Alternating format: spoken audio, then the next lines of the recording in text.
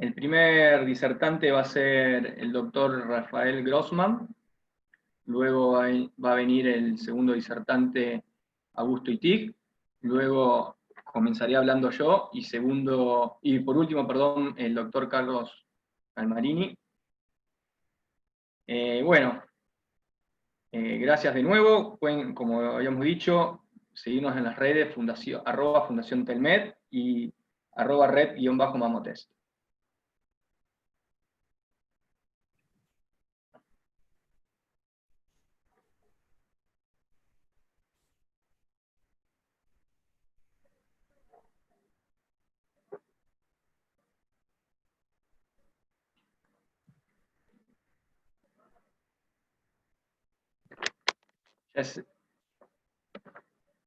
Para comenzar puntual, vamos a empezar con las presentaciones.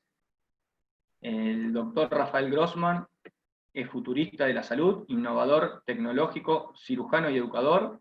Es cirujano en Maine, en Estados Unidos, y sus especialidades incluyen cirugía general, traumatología laparoscópica avanzada, incisión única y cirugía asistida por robot. Fue el primer médico en usar Google Glass durante una cirugía en vivo.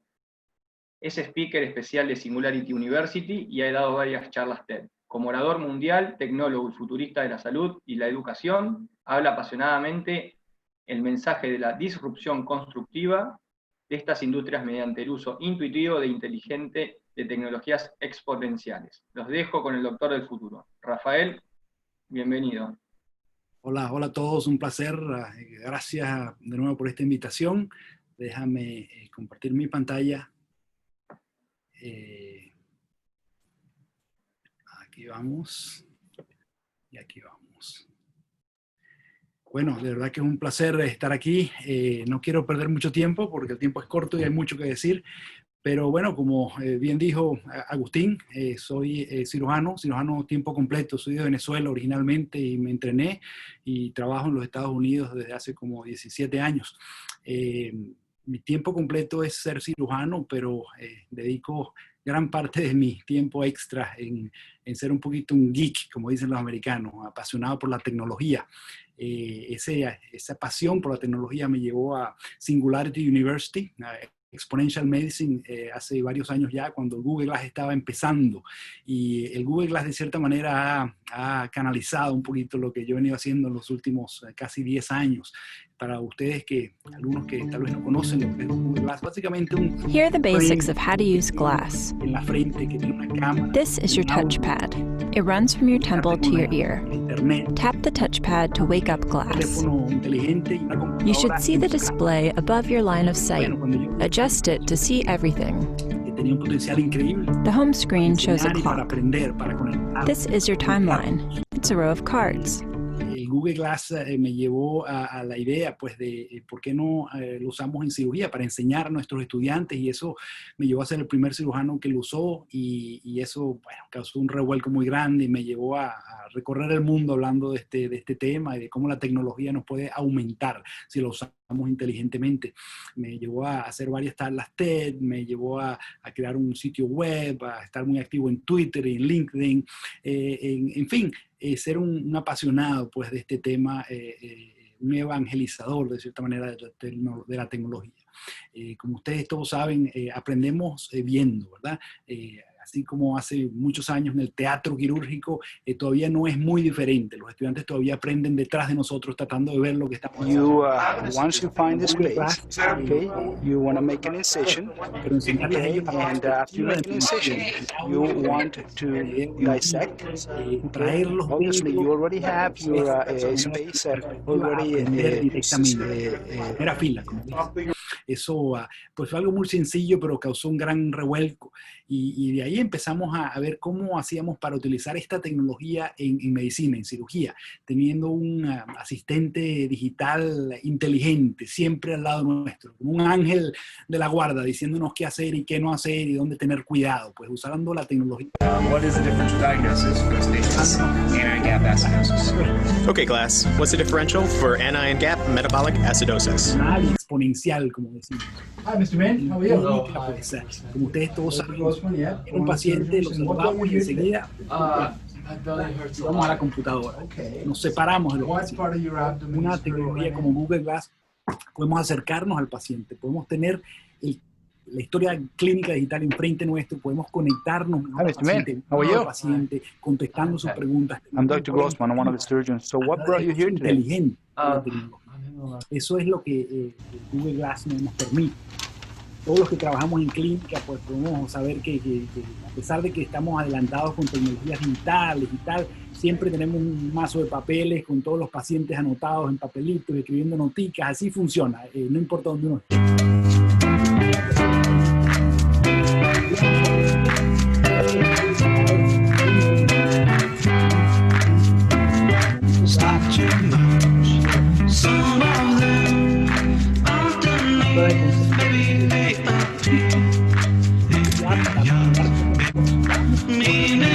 Con los pacientes. Discúlpeme, doctor Grossman, disculpe la interrupción. Sabe que no se escucha cuando usted habla sobre los videos. Sería ideal que termine el video y ahí usted dé su explicación porque se superponen y no se escucha. Sí, es que los videos son del background, por eso es que lo estoy bajando mucho. Pero bueno, quería decirles, la salud pues es un derecho humano y todos sabemos eso, todos los profesionales de salud tratamos a la salud de esa manera, un factor, algo muy importante, ¿verdad? Pero la salud, sin embargo, es disfuncional, el cuidado de la salud es disfuncional, está en graves problemas. Y está en graves problemas porque de cierta manera hemos perdido esa conexión entre humanos, esa conexión entre el paciente y el médico. Y ese es el más grave problema de la salud. Y yo pienso que la tecnología, de cierta manera, paradójicamente nos puede acercar al paciente. Si usamos la tecnología inteligentemente, si pensamos diferente, si innovamos, si de cierta manera disrumpimos el sistema, ¿no? Lo que hablaba inicialmente Agustín, la disrupción creativa. Hay un término que se llama la creative destruction, que ya tiene varios años, y Eric Topol, un cardiólogo, trajo esto a la medicina y habló de la creative destruction of medicine, la destrucción creativa de la medicina a través de las tecnologías digitales. Todos probablemente hemos visto este aparatico, ¿verdad? Que tiene ya casi 50 años, ¿no? En el 77, cuando Marvin Cooper creó el teléfono celular, y de verdad que hemos avanzado, ¿no? Hemos avanzado a tener computadoras pues todos en nuestros bolsillos, ¿no? Tuve la oportunidad de conocerlo en Singularity University el año pasado y es increíble las historias que puede contar él de cómo comenzó esta evolución, de cierta manera, de la comunicación. Yo lo llamo evolución, yo lo llamo revolución, la revolución natural, de cómo las tecnologías, pues de cierta manera han evolucionado rápidamente, sin ni siquiera nosotros darnos cuenta. Hemos llegado a niveles pues de conectividad increíbles, y ha sido un cambio de cultura. La persona que no tiene un celular en la mano cuando tiene un minutico, un segundo libre, es la persona que es de cierta manera extraña, ¿no? Hemos creado una revolución cultural, de cierta manera tecnológica, y pues vemos que la telemedicina se ha expandido con el COVID, por ejemplo, como estamos ahorita, la telemedicina, la teleeducación, las teleconferencias, pues han ganado un ímpetu increíble, y del día a la noche, pues de la noche al día, todas las barreras y los obstáculos que teníamos se han de repente superado. Tenemos áreas muy, muy remotas en todo el mundo. Esto es en el Amazonas, en Venezuela, donde con una antena y conectividad, pues puedes traer a una persona a enseñar, a aprender, a curar, a prevenir, pues de maneras increíbles. Esto es un video un poco largo, pero quería enseñarles desde el principio. Este es un video impresionante porque es básicamente una conexión entre estudiantes de medicina, estudiantes en Maryland, en la escuela militar de los Estados Unidos, en la Escuela de Medicina Militar, y uno ve cómo estos estudiantes se conectan a través satelital con la estación espacial, con la Estación Internacional Espacial, y se conectan con un delay, de cierta manera, muy corto. Bueno, está tomando mucho tiempo para empezar, pero bueno, voy a seguir. Pero el hecho es que no hay límites para la conectividad y la comunicación hoy en día. Estamos de cierta manera superando barreras de una manera formidable. En nuestra sala de trauma, por ejemplo, tenemos una pantalla ya donde la ven en la mano izquierda arriba, donde nos conectamos con los médicos que nos mandan a los pacientes a nosotros para tratarlos. Hacemos una telemedicina en reverso. This is the portable camera, which is easily moved from one room to the traer una other. cámara a cualquier habitación del hospital y conectarnos de esa manera. Entonces, eso ha sido de verdad fenomenal. Y yo creo que en el año 2011, cuando el teléfono, el iPhone 4 empezó, cuando empezó la posibilidad de hacer FaceTime y video, digamos, móvil, eso revolucionó, pues, de cierta manera, cómo nosotros nos comunicamos en cualquier especialidad, ¿no? En cualquier disciplina humana. Esto es una prueba de concepto de cómo hicimos un proyecto usando el iPod Touch, conectándonos Hi there. en grupos I'm good, thank you very much. cercanos a nosotros, haciendo telemedicina, pero de una manera móvil y con conectividad celular. Entonces, de verdad que como cirujanos, como médicos, pues tenemos un número de herramientas tradicionales, pero las herramientas se han expandido. Les quiero hablar de la realidad virtual, de la realidad aumentada, de la realidad mixta. Esto obviamente, no sé si vieron esta película, es una película, bueno, de Hollywood, de ciencia ficción, pero esto ya es realidad. Lo que se llama la realidad virtual, la inmersión, la experiencia, se ha cambiado completamente. La educación se ha empowered, ¿no? Se ha reforzado de una manera que nunca lo pensamos posible. La computación espacial, que es el hacer computación en el espacio, ¿no? Tenemos dispositivos como el Google Cardboard, por ejemplo, que ya es viejo y que ya prácticamente está en desuso, pero eso nos ha permitido de cierta manera, bueno, impresionarnos cada día más con las posibilidades, ¿no? De traer una experiencia virtual. Un amigo en Inglaterra hace pocos años hizo un streaming en vivo de una cirugía virtual, donde teniendo una cámara en 360 conectó el mundo entero, digamos, a su quirófano, y después de esa operación hicieron las estadísticas y tuvieron 55,000 estudiantes viendo esa operación en vivo, en forma virtual, utilizando Google Cardboard. Entonces, el potencial es increíble. Hizo plataformas que nos permiten, de cierta manera, convencer a nuestro cerebro de que estamos en situaciones reales. Esto tiene un potencial en medicina, en psicología, en psiquiatría, en el control del dolor, de la ansiedad, pues un potencial increíble que se está explotando muy prontamente. En la realidad virtual se está convirtiéndose en una herramienta médica, en una herramienta quirúrgica. Y ya esto es algo que no hay discusión en este tema. Hay compañías que están especializando en crear software, se están haciendo farmacias de realidad virtual en el mundo para manejar el dolor peroperatorio, para manejar la ansiedad. Son en realidad cosas que parecían ciencia ficción, pero no son ciencia ficción.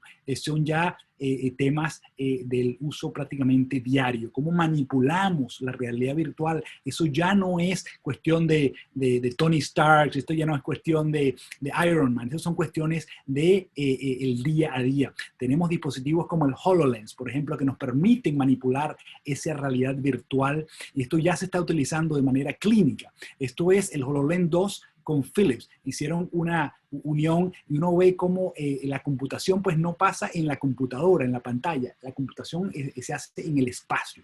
Podemos traer imágenes a donde nosotros estamos, podemos interactuar con esas imágenes. Eso es lo que se llama la realidad mixta, la realidad de cierta manera aumentada, interactiva. Esto es una realidad hoy en día. Hemos estado experimentando con esto, hemos estado probando diferentes plataformas. La educación como tal está cambiando. La forma como vemos radiografías, la forma como interactuamos con esas imágenes está completamente revolucionándose, porque no estamos hablando de ver imágenes de 3D en una pantalla de 2D. Estamos hablando de ver imágenes de computarizadas, no en los 3 ejes tradicionales, sino en cualquier eje que se nos antoje. Entonces, esto tiene un potencial, pues, increíble, a diferencia de cómo se ve la radiografía tradicionalmente. El Magic Leap, por ejemplo, que es uno de estos lentes de realidad extendida, se está transformando, como ustedes ven, en una herramienta quirúrgica, de cierta manera, que nos aumenta como cirujanos, que nos aumenta y nos conecta con la historia clínica digital del paciente. El HoloLens, pues, es lo mismo, es una herramienta de realidad mixta que de cierta manera tiene un potencial increíble, ilimitado, solo limitado por nuestra creatividad de cierta manera. En medicina en general, pero sobre todo en cirugía, en educación, en diagnóstico, en tratamiento. Es de cierta manera una herramienta prácticamente de ciencia ficción. Esto quiero traérselos ya pronto a terminar. Esto es una sala de disección de hace muchos años y no es muy diferente a las salas de disección de ahorita de nuestras escuelas. Mortui vivos docent. Es los muertos enseñando a los vivos. Pues yo siempre predico que es la tecnología enseñando a los vivos. Tenemos las herramientas para que la tecnología nos enseñe. Ese viejo adagio médico de ver hacer una cirugía, enseñar una cirugía, eso se puede de cierta manera cambiar. Se puede cambiar a través del uso de la realidad aumentada, de la realidad extendida. Lo que es la simulación tradicional se ha cambiado completamente. Tenemos estas herramientas que nos permiten de manera muy fácil traer una imagen digital que parece real y podemos conectar con varios estudiantes e interactuar. Esto es avatars en un salón digital común haciendo disecciones. Imagínense el potencial de hacer una charla Zoom, por ejemplo, pero estamos todos en un salón digital común, de cierta manera, aprendiendo. Cuando nosotros vemos esto y la gente piensa, bueno, no podemos sentir, no podemos tocar el cadáver. Bueno, esto ya se ha cambiado. Tenemos herramientas como por ejemplo estos guantes, que son unos guantes que nos permiten tocar la imagen digital. Nos trae el sentido áptico, ¿verdad? Del toque, la sensación de toque al mundo, digamos, virtual. Esto es algo que ha revolucionado de cierta manera cómo estamos nosotros haciendo simulación en cirugía. Plataformas como Inside Heart que nos permiten ver el corazón o cualquier órgano en 3D. Podemos interactuar con estos órganos de una manera que nunca lo creímos posible. Esto es el potencial de la tecnología en medicina. Surgical Theater es una herramienta que nos permite de forma digital tener un viaje, digamos, fantástico. ¿Se acuerdan de esa película donde la gente se disminuía de tamaño y se metía dentro del paciente? Esa película de hace muchos años. Esto ya es una realidad. Podemos tener, en este caso, una resonancia angiográfica, un MRA, y meterse dentro de ese angiograma y recorrer la anatomía del paciente antes de abordar como cirujano la anatomía del paciente. Tener una memoria cerebral pues mucho más precisa y mejorar de cierta manera el outcome de la cirugía. Esto, de nuevo, un potencial increíble. Esta es otra herramienta que se llama también Inside Heart y permite enseñar la anatomía de una manera interactiva. Y en realidad, bueno, hay mucho que decir y quiero pasar estas láminas bien rápido, pero quiero que se den cuenta de que no hay límites, pues, para la tecnología. Esto es dentro de uno de mis quirófanos, yo con mi teléfono celular haciendo esta imagen, enseñándole a los estudiantes en 3D de cierta manera, de una manera casi real, casi que podían tocar esta imagen, ver bueno, una anatomía proyectada digitalmente, pero anatómicamente y fisiológicamente pues real, ¿no? Y correcta. Estudiantes de medicina que en vez de estudiar con pacientes, en vez de estudiar con cadáveres, estudian con pacientes que son virtuales, que son digitales. Entonces se abre de cierta manera, se democratiza de cierta manera la educación, porque no tienes la limitación de tener cadáveres, de tener pacientes a la disposición. Esto de cierta manera abre las puertas pues a la mejor educación, el mejor entrenamiento de los pacientes, de los estudiantes de medicina. Entonces, en el caso de medicina rural, plataformas como Proximi, por cierta manera, pueden conectarnos, comunicarnos de cierta manera y traer la experticia de alguien sin importar la geografía de esa persona, traer la experticia a donde se necesite. Esta plataforma Proximi nos permite traer la mano del cirujano experto al quirófano del cirujano inexperto para guiarlo como si estuviera presente a través del uso de la tecnología, a través del uso, en este caso, de la realidad aumentada. Entonces, es la imaginación que nos trae plataformas como Nanox, por ejemplo, que es un aparato tomógrafo que va a costar alrededor de $10,000 a $20,000, democratizando el acceso a la imagenología médica. Aparatos como el InWith, que nos permite tener circuitos dentro de lentes de contacto como los que muchos usamos. Estas plataformas son casi de ciencia ficción.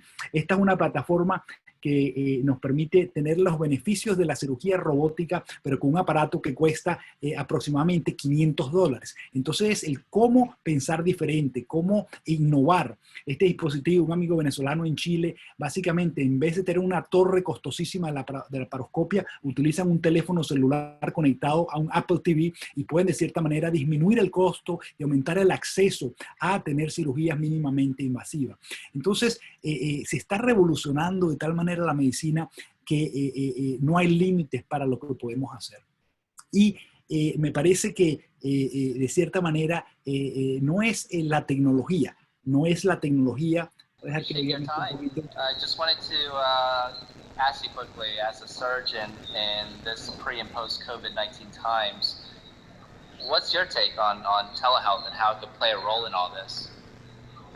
Tú me preguntas que como un cirujano, ¿cuál es mi impresión acerca de la telemedicina antes y después? Entonces, yo estoy trayendo a esa persona, un avatar digital, a mi espacio físico y estamos interactuando como si estuviéramos el uno frente al otro. Todo a través del uso. Es casi una teleportación como la veíamos en Viaje a las Estrellas, que es algo que realmente es una realidad hoy en día. Esto es un video de hace 3 años, donde esa persona, esa doctora que está a 3.000 millas de distancia, viene al estado donde está esta persona y pueden comunicarse de una manera casi física, en tiempo real, comunicarse y interactuar de una manera completamente familiar, como si estuvieran presentes una frente al otro. Entonces no es la tecnología, sino es el uso inteligente de esa tecnología lo que de cierta manera nos puede hacer mejores humanos como Human Us, el operating system de los humanos, es a través del uso inteligente de la tecnología. Y con esto los dejo, me disculpo por la tardanza, pero muchas gracias y encantado de hacer preguntas y respuestas más tarde. Muchas gracias. Muchas gracias, Rafael, la verdad espectacular la charla, muy innovadora. Preguntas para después de la charla de todos los disertantes, así le damos un poco más de dinámica. El siguiente expositor es el doctor Augusto Itig.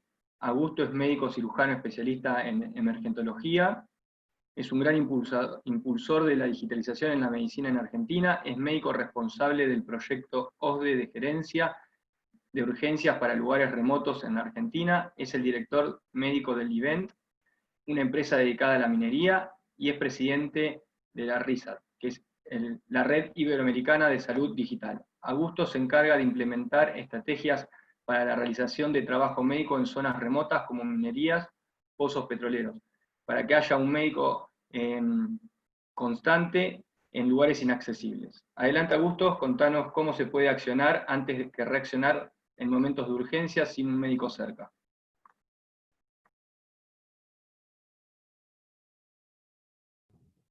Gracias, Agustín. Muchas gracias por la oportunidad de compartir nuestra experiencia.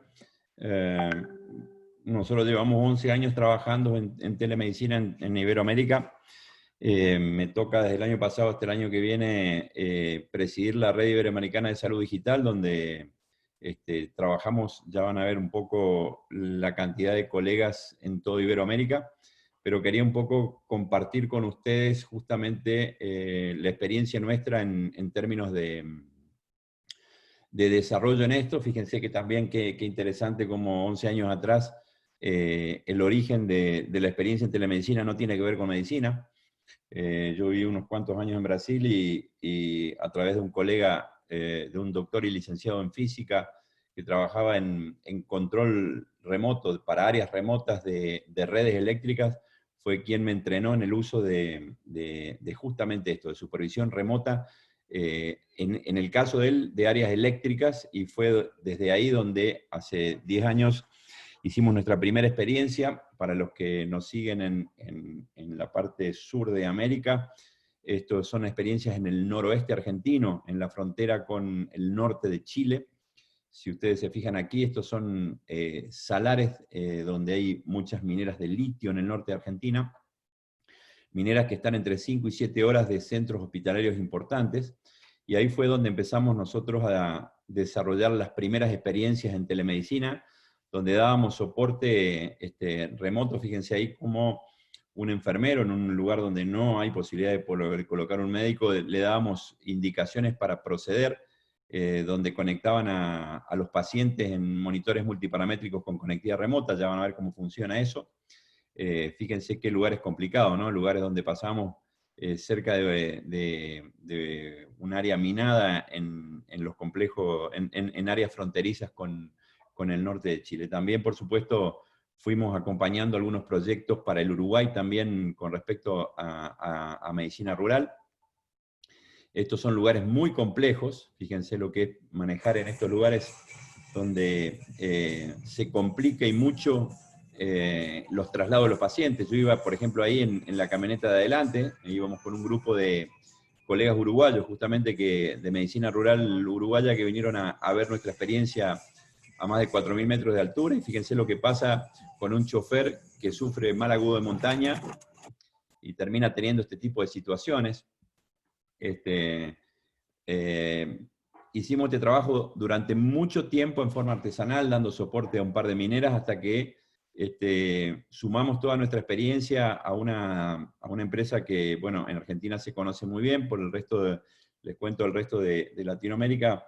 Hay una empresa que se llama OSDE, que es una empresa de salud que tiene presencia en todo el país en forma federal, y desde esta central nosotros, justamente desde esta central de emergencias, empezamos a dar soporte, empezamos a entrenar a los médicos de allí. Fíjense que abajo y a la derecha hay estos boxes, en cada uno de estos boxes funcionan como si fueran consultorios, cada uno de ellos no se mezcla la imagen, no se mezcla el sonido, y desde ahí se empezó a dar soporte a distintas estructuras, como por ejemplo estas, ¿no es cierto? Son mineras, tanto en la puna argentina, o sea, en la puna jujeña, salteña o catamarqueña, mineras a más de 4.000 metros sobre el nivel del mar. Esta es una de las mineras que yo visito regularmente, ¿no es cierto?, que se llama Livent. Son mineras que producen litio. Fíjense, vamos en ese avión pequeño, y fíjense cómo el soporte de esta central adquiere muchísimo valor. Fíjense cómo utilizamos monitores multiparamétricos para conectar con los pacientes, que permiten online obtener toda la información de ese paciente que se pueda, ¿no es cierto? Trazado electrocardiográfico, presión arterial, temperatura, saturación de oxígeno. O esta experiencia abajo, en una minera de oro y plata en Patagonia, donde además de eso podemos ver imágenes radiológicas. Entonces no solo interrogar al paciente, no solo examinarlo al paciente, como ven en la imagen de la izquierda, sino poder ver elementos accesorios del paciente. Historia clínica digital, monitores multiparamétricos, imágenes radiológicas. De esa manera, la central nuestra en Buenos Aires permite muchísimo soporte sobre eso, ¿no es cierto? Bueno, esto es justamente lo que significa un lugar remoto en serio, ¿no es cierto? En ese avioncito nosotros vamos a esta planta minera, esta planta minera que se llama Salar del Hombre Muerto. Les digo esto porque para ustedes que quizás no me están escuchando desde Buenos Aires, donde se quejan del tránsito, no les gusta su trabajo, si quieren se pueden venir conmigo a trabajar, a volar en un avioncito de 8 plazas y aterrizar en esa pista de sal en el medio de un salar. Ahí empiezan a querer un poquito más su trabajo, ¿no es cierto? Porque volar en un avioncito de 8 plazas a un lugar que se llama Salar del Hombre Muerto no es de lo más estimulante que les pueda sugerir, ¿no? Pero estos son los lugares remotos de Argentina donde le tenemos que dar soporte en telemedicina. Pero nosotros no solo conformes con dar soporte a la minería en Argentina, también nos metimos en otros terrenos como este, por ejemplo, o sea, dar soporte en alta mar, en buques pesqueros. Ustedes saben, los que viven en Argentina, que la ciudad de Mar del Plata no solo es una ciudad conocida turísticamente, sino que es un gran puerto de buques pesqueros que entran a alta mar y están entre 30 y 35 días pescando en alta mar. y allí también hay que darle soporte a estos buques, ¿no es cierto?, que pescan y faenan, producen y congelan los peces y recién vuelven a puerto. Así que es muy importante darle soporte y evitar traslados innecesarios, evitar rescates en helicóptero innecesarios, evitar que el buque vuelva a puerto en forma innecesaria. No conforme con esto, también nos metimos en otros terrenos, ¿no es cierto?, como petróleo y gas, en plataformas on y offshore, ¿no es cierto?, plataformas offshore en el Estrecho de Magallanes, muy allá en el sur, desde Cabo Vírgenes hacia el sur, donde damos soporte a una compañía petrolera, o a esta otra compañía petrolera onshore en un área en Argentina muy conocida que se llama Vaca Muerta. No conforme con eso, también nos metimos en otras áreas como represas hidroeléctricas. Hay represas hidroeléctricas en Argentina muy importantes, que son represas hidroeléctricas binacionales, como la argentino-paraguaya, que se llama Yacyretá, o la argentino-uruguaya, que se llama Salto Grande, donde también fuimos allí a dar soporte. Así que esta fue nuestra gran experiencia, que sigue estando hasta ahora funcionando, por supuesto, en una red nacional de telemedicina para lugares remotos.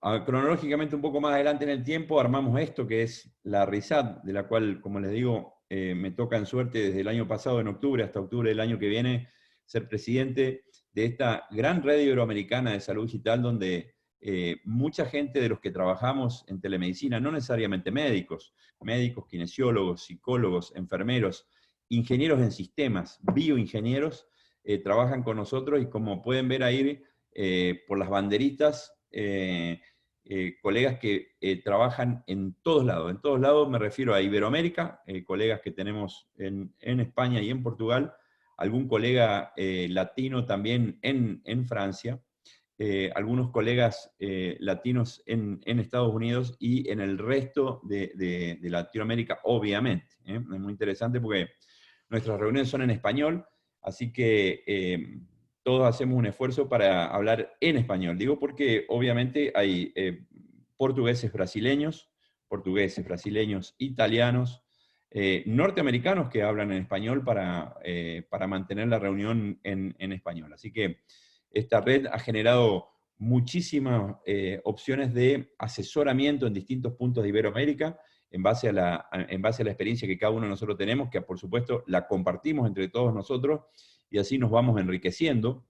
Una sola, quiero comentarles de las experiencias que tenemos hace mucho tiempo en cuanto a educación, que es lo que contaba Rafael, muy interesante, es lo que nosotros nosotros definimos hace mucho tiempo que nuestro target a entrenar son los estudiantes de medicina. Decimos esto porque por ahí el médico senior es un poco más refractario a la incorporación de tecnología, no así el residente y mucho menos el estudiante de medicina, que es el más permeable y como buen millennial está todo el tiempo pegado a la telemedicina.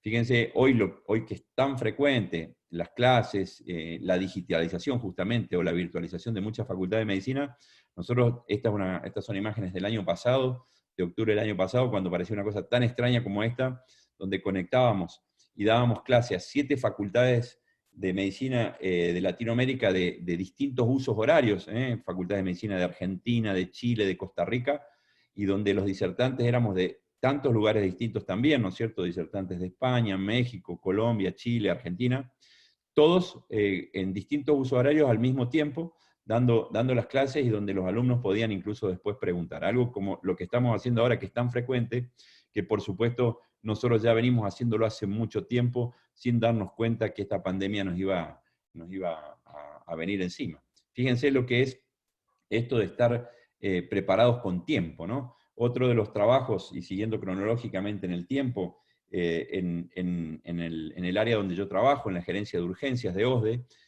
hace 5 años empezamos con la UAR, lo que les conté para mineras, petroleras, pesqueras y represas hidroeléctricas. Pero bueno, hace 2 años, desde la misma gerencia, generamos un nuevo formato de atención en telemedicina, que hoy también, obviamente, es muy común, que tiene que ver con esto que se llama CMO, Consulta Médica Online, y que tiene que ver con una aplicación que usted la baja y dispara una videoasistencia. Hoy esto es muy frecuente, pero fíjense lo que tiene que ver con la madurez de un proceso. Esta aplicación empezó a funcionar el 1 de marzo del 2018, hace 2 años y algunos meses. Y fíjense como en 2 años todo fue madurando. Maduró la plataforma, porque la fuimos ayornando a nuestras necesidades, pero también maduró el grupo médico que atendía esto, que atendía a los pacientes, y maduraron los pacientes, que hace 2 años les parecía algo muy novedoso hasta que se fueron acostumbrando. Bueno, en esos 2 años, del 1 de marzo del 2018 al 2020, nosotros hicimos 35.000 videoasistencias, muchísimo, en la era prepandemia. Ahora fíjense lo que pasó desde el 1 de marzo al 1 de agosto. El total de videoasistencias ascendió a 101.312. O sea que en el medio de la pandemia hicimos 66.312 videoconsultas. ¿Por qué? Porque estaba la plataforma madura, porque el servicio médico estaba maduro y pudo soportar este crecimiento exponencial de las videoconsultas. Hay 66.312 veces que no hubo contacto entre el médico y el paciente. Así que imagínense cuántas veces menos hubo infección en nuestra sociedad en Argentina con esta herramienta. Así que hagan sus propios cálculos, ¿no es así? No conforme con esto, yo vivo en el norte de Argentina y por supuesto quedé en plena cuarentena aquí, en mi región, en la provincia de Jujuy. Y ya que estábamos, el señor ministro de aquí de la provincia de Jujuy me pidió que armemos un servicio de videoasistencia, y ahí fue que lo armamos. Armamos un servicio de videoasistencia público, libre y gratuito para todos los ciudadanos jujeños. Eso permitió, obviamente, que se pueda, que mucha gente que no tiene dinero tenga acceso a ser video asistido, no solo por un médico, sino también por un psicólogo en el área de salud mental.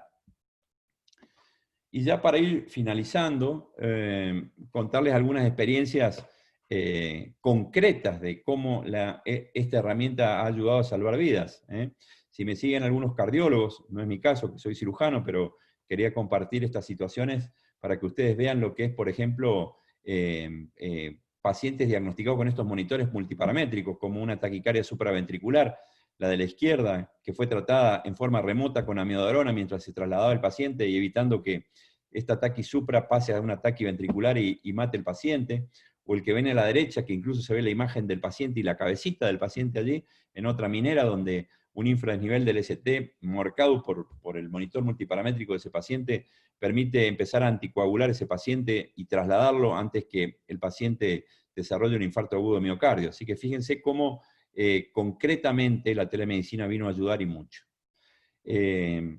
Toda esta experiencia que desarrollamos en Latinoamérica, que desarrollamos en Argentina, y que la desarrollamos así, con mucha decisión, y como el formato viene desde un formato desde el área, desde las redes eléctricas, desde la física, es un formato un poco extraño, me ha permitido en estos años conocer los 5 continentes y poder intercambiar esta experiencia o compartir esta experiencia en lugares para mí muy interesantes. Voy a citar algunos como los que ven aquí, ¿no es cierto? Como en la Escuela de Salud Pública de la Facultad de Medicina de Harvard en Boston, en Massachusetts, o en Wiluna, esta imagen ahí al medio.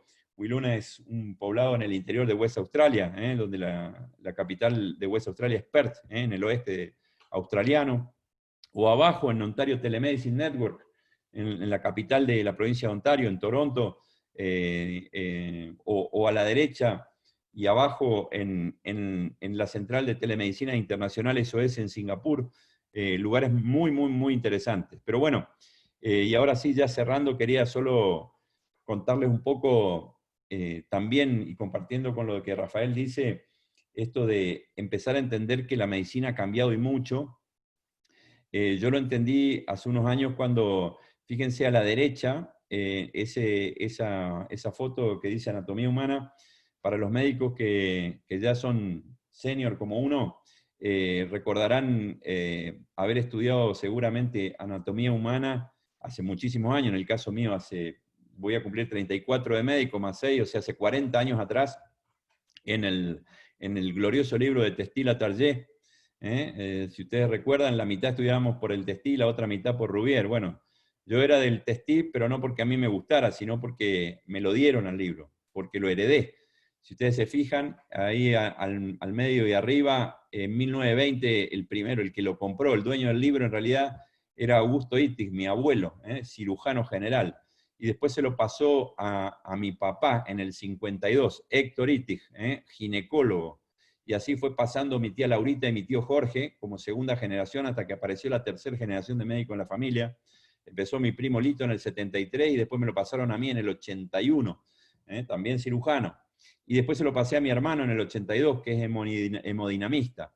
Y hasta ahí la tercera generación de médicos, y acá aparece una cuarta que no está con la flecha, que es Mariana, mi hija, que justamente ahora está terminando su residencia en clínica médica. Tenía que haber un clínico en la familia. Es un poco triste para un cirujano tener un hijo clínico, pero lo queremos igual a Mariana, ¿no es cierto?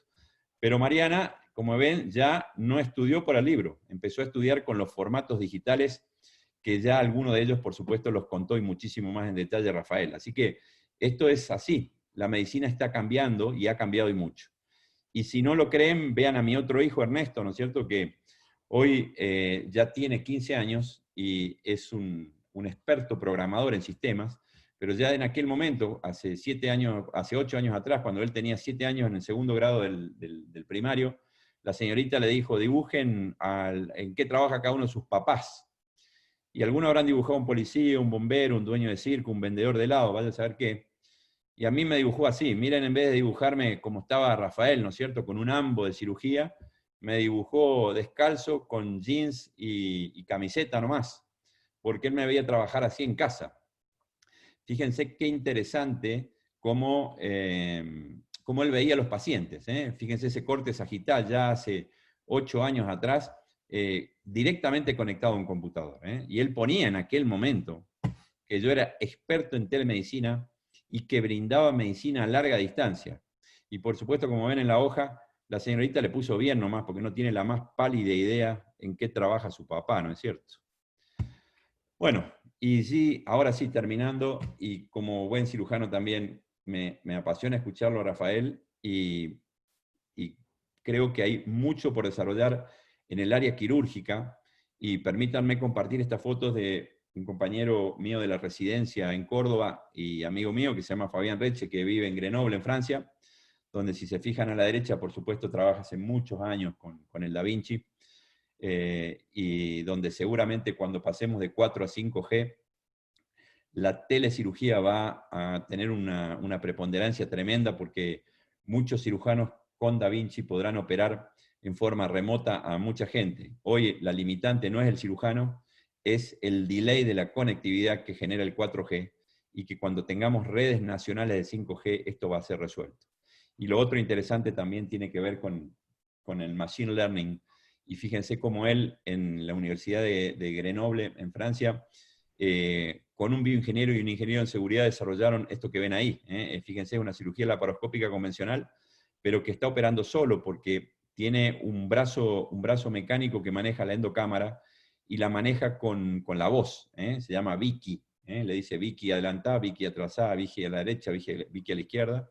Y lo interesante es cómo Vicky, el brazo mecánico, fue haciendo su propio aprendizaje, y hoy prácticamente no le habla. El brazo lo sigue o la sigue sin que le digan mucho más. Esto es todo. Para nosotros la telemedicina ha hecho esto, ¿no es cierto?, que cada consulta virtual disminuye la chance de transmisión viral para el paciente y para el médico. Y quería, primero, por supuesto, agradecerle a Agustín e informarles a cada uno de ustedes que tanto Agustín como mi persona y un grupo interesante de gente en Iberoamérica, en 2 días, el jueves y el viernes, vamos a tener ya nuestro segundo congreso virtual de telemedicina. Fíjense la cantidad de colegas que están allí dando nuestras experiencias. Así que después, si se contactan con Agustín, tal vez nos ayude a difundir este congreso de 2 días con tantos disertantes de todo Iberoamérica. Así que, bueno, muchísimas gracias por la posibilidad de compartir nuestra experiencia, Agustín. Muchísimas gracias, Rafael. Gracias, Augusto. La verdad que muy linda exposición. Espectacular lo que se está haciendo en los lugares remotos de Argentina. Quería agradecer también a los sponsors que nos acompañaron en esta charla. Barco, es una empresa de monitores de telediagnóstico, Diagnóstico Journal, FEMEVA, Voxel, Mamotest, Carstream, Elsevier, RISAT y Asiscar. Bueno, me toca exponer a mí. Yo soy Agustín Fernández Viña, médico especialista en diagnóstico por imágenes. Trabajé en varios hospitales importantes del país. Ayuda a implementar digitalización en hospitales de recursos limitados para lograr acceso universal a la salud para personas de bajo recurso. En esta trayectoria comencé a trabajar en Mamotest, que es la primera red de telemamografía en Latinoamérica, que acerca mamógrafos de última generación a comunidades alejadas de la región, y mediante diagnóstico a distancia, es leído por especialistas de cada país. Bueno, les voy a comentar un poco sobre el impacto que tiene en la sociedad y en la economía realizar estudios de forma remota o telediagnóstico, y cómo un radiólogo puede optimizar la práctica y aumentar sus ingresos de manera eficiente.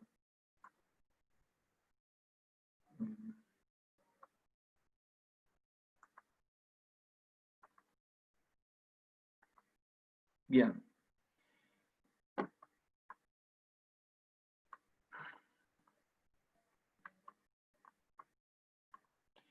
Pensando un poco hacia dónde iba el diagnóstico por imágenes, hace bastante tiempo atrás, me encontré con la oportunidad de conocer lo que era el telediagnóstico, y a raíz de eso empecé a buscarle los beneficios como radiólogo para poder llevar mejor la experiencia de diagnosticar. Y entonces lo primero que se me vino a la mente fue poder realizar un viaje, y ese viaje de poder llegar a conocer diferentes lugares y sin poder dejar de trabajar, que eso me parecía estaba buenísimo.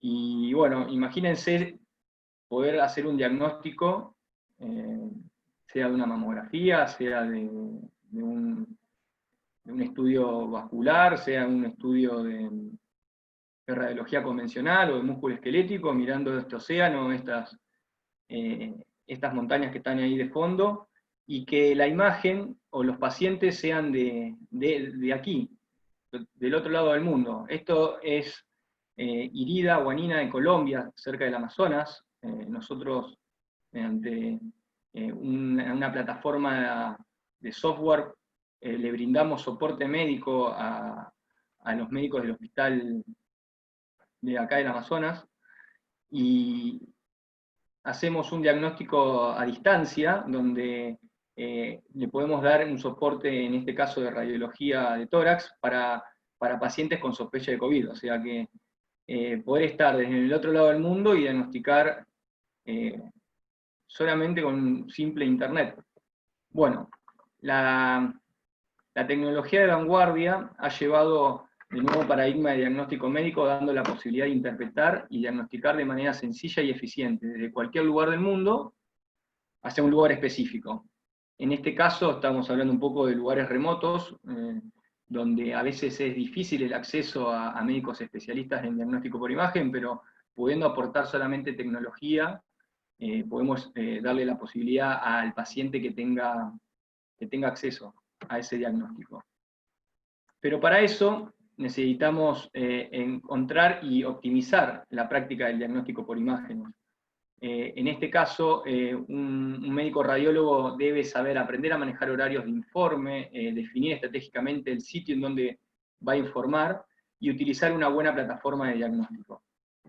¿Qué significa esto? Primero y principal, es fundamental saber qué tipo de rutina lleva cada uno, porque hay, como saben, los médicos radiólogos por lo general no se encuentran solo en un mismo lugar, sino están en 2 o 3 lugares a la vez. Entonces, por lo tanto, una forma de poder diagnosticar es en el transcurso del día, en tiempos libres, o sea, entre un trabajo y otro, o mismo se recomienda más que sea apenas a la mañana temprano, antes de comenzar su jornada laboral, o en algunos casos, algunos médicos lo hacen al finalizar su jornada.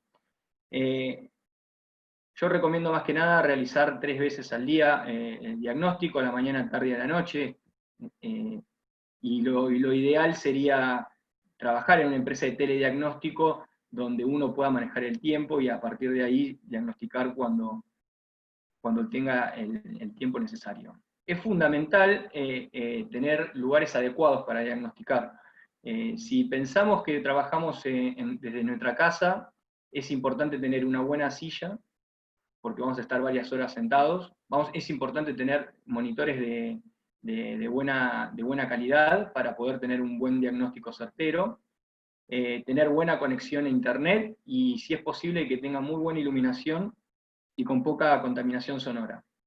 Ahora bien, si estamos trabajando de forma remota, yendo de un lugar a otro, es importante encontrar un lugar que sea acorde y que esté a mitad de camino, de acuerdo a lo que donde estamos trabajando. Yo me acuerdo que las primeras veces tenía un lugar que era un bar que estaba a 4 cuadras de uno de los trabajos, entonces me tomaba mi tiempo para hacer los diagnósticos en ese lugar. Es fundamental que ese bar tenga muy buena señal de internet o que también tenga poca contaminación sonora. Actualmente aparecieron los espacios de coworking. Estos espacios de coworking ya son tendencia a nivel mundial. Se pueden alquilar por día, se pueden alquilar por mes. Está la posibilidad de que algunas empresas de telediagnóstico nucleen a todos los médicos en un espacio de coworking para darle un fin un poco más académico, pero no con la parte de formalidad que te puede dar un espacio hospitalario o de sanatorio. Otro gran beneficio que tiene el telediagnóstico con respecto a la parte radiológica, a la parte médico, es el volumen de pacientes sin restricción física. ¿Qué significa esto? Nos da la posibilidad de acceder a diagnosticar de varios lugares a la vez, estando en un solo lugar. Entonces esto es espectacular, porque de pronto, anteriormente, el médico radiólogo que iba de acá para allá, corriendo, ahora, mediante el telediagnóstico, puede estar sentado en su casa tranquilo, diagnosticando de varios lugares a la vez. Por lo tanto, va a aumentar la cantidad de pacientes que va a diagnosticar, va a aumentar la cantidad de tiempo que va a diagnosticar, porque va a estar más tiempo dedicándole, pero a su vez también, si lo vemos en la parte económica, va a tener mayor beneficio, porque por lo general el telediagnóstico se trabaja de acuerdo a la cantidad de estudios diagnosticados por día por médico. Así que el volumen de pacientes sin restricción física es un beneficio bastante importante que tiene un médico radiólogo. A su vez, es importante saber que hay que tener acceso a herramientas de apoyo online que nos garanticen una buena calidad de información. En este caso, que tengan una información en el instante, que sean imágenes didácticas y exclusivas, que tengan gran cantidad de diagnósticos diferenciales. Nosotros, por lo general, trabajamos con StatDX, que es una plataforma virtual que le brinda la oportunidad al imagenólogo a tener acceso directo a imágenes o un banco de imágenes con información. Yo me acuerdo que en su momento, al principio, bien como lo dijo Augusto anteriormente, estaba el libro, si tenían un paciente con dificultad, iban al libro a buscar, después pasaron a los famosos PDF, y hoy en día ya en una plataforma puedes nuclear completamente toda la información. Eso es importante. Los software de telediagnóstico vienen a veces adosados a estas plataformas, así que está bueno tenerlo en cuenta a la hora de elegir un software para poder trabajar. Es importante que los software de telediagnóstico tengan historia clínica en los pacientes actualizada completamente, interrogatorio de órdenes médicas y pacientes, almacenamiento de informes anteriores de imágenes de laboratorio y obviamente la visualización de imágenes. O sea, a veces uno cuando comienza con el telediagnóstico no sabe qué es lo primero que tiene que hacer o qué PACS o qué sistema de RIS debe elegir, y bueno, lo primero que tiene que saber es que es necesario acceder a este tipo de información para poder hacer un diagnóstico más rápido y sobre todo que sea eficaz. Otro dato y otro beneficio que nos da el telediagnóstico es empezar a trabajar con segundas lecturas o segunda opinión. Ya está bastante, ya varias empresas lo hacen, pero es bastante importante una segunda opinión o una segunda lectura. Por lo general estas segundas opiniones y segundas lecturas las dan los médicos con mayor experiencia, llamados médicos consultores. Estos médicos consultores tienen la posibilidad de diagnosticar casos de mayor complejidad, a su vez están encargados de llevar a cabo trabajos científicos y estadísticos, y bueno, en algunos lugares están como segunda opinión. Puede ser a nivel verbal, o en algunos casos se hace como un doble check, donde se diagnostica y luego pasa a un médico consultor donde le hace una segunda lectura. Y bueno, un poco para ir llevando, pensando en futuro, pero también parte de presente, es importante tener en cuenta que la inteligencia artificial en esta nueva etapa va a estar apoyando al médico en diagnósticos certeros. Es fundamental los software nuevos que brindan este tipo de herramientas, como algunas que ya vienen con reconocimiento de voz, otras que ya vienen con el proceso de imágenes volumétricas 3D y demás. Es importante tener herramientas de software para poder diagnosticar a distancia, que bajen las imágenes en buena calidad y con buena velocidad. Y bueno, las empresas de telediagnóstico son fundamentales para democratizar la medicina, como comencé la charla, dándole la posibilidad a llegar o acceder a lugares de forma remota, sin tener la posibilidad de tener un médico especialista en ese momento.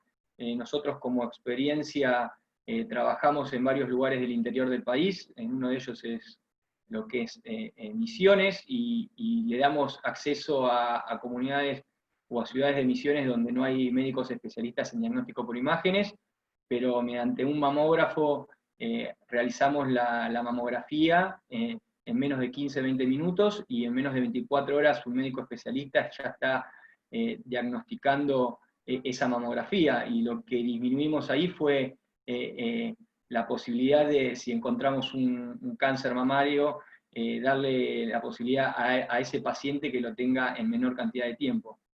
Y bien, como también había contado anteriormente, con la parte en el Amazonas, con radiología convencional de tórax, estamos dándole soporte médico en pacientes con sospecha de COVID. Así que bueno, un poco esto es lo que se está haciendo en telediagnóstico. Cualquier duda que tengan, no duden en comunicarse con nosotros a través de la Fundación Telmed o en red-mamotest. Muchas gracias. Bueno, voy a seguir hablando y voy a seguir comentando ahora, a presentar al doctor Carlos Galmarini. Carlos es médico especialista en oncología, gran trayectoria en Europa, en la industria farmacéutica y pasión por el aporte que da la tecnología a la calidad de vida de la gente. Es graduado de la Escuela de Negocios de MIT y fundó Topasium, que es una empresa que desarrolla algoritmos de inteligencia artificial para que la tecnología de apoyo técnico que un médico necesita para procurar atención a los pacientes. De esta manera, los médicos pueden aumentar su precisión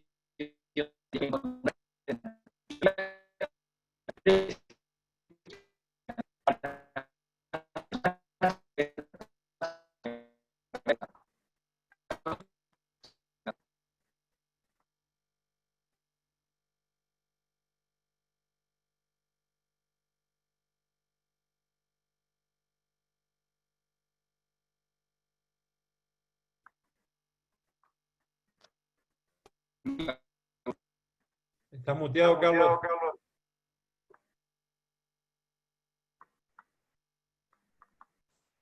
Está muteado, Carlos. Ahí está. Ahí está. Ok, perfecto.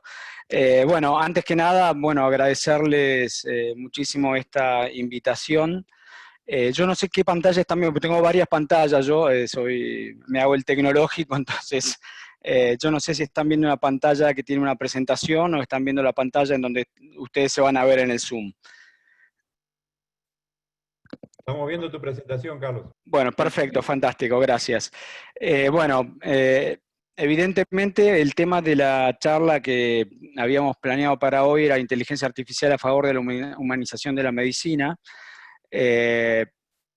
les tengo que confesar que en realidad les mentí, yo no les voy a hablar de inteligencia artificial, simplemente lo hice para que Agustín me invitara a participar de este webinar que está espectacular, porque hoy en realidad yo les voy a hablar de medicina, no les voy a hablar de inteligencia artificial, ¿no? Un poco la idea es hablar de la medicina que tenemos actualmente, porque esto siempre hablamos del futuro, pero en realidad esto no es el futuro, ya es el presente, como bien pudieron mostrar Agustín, Augusto y Rafael, ¿no?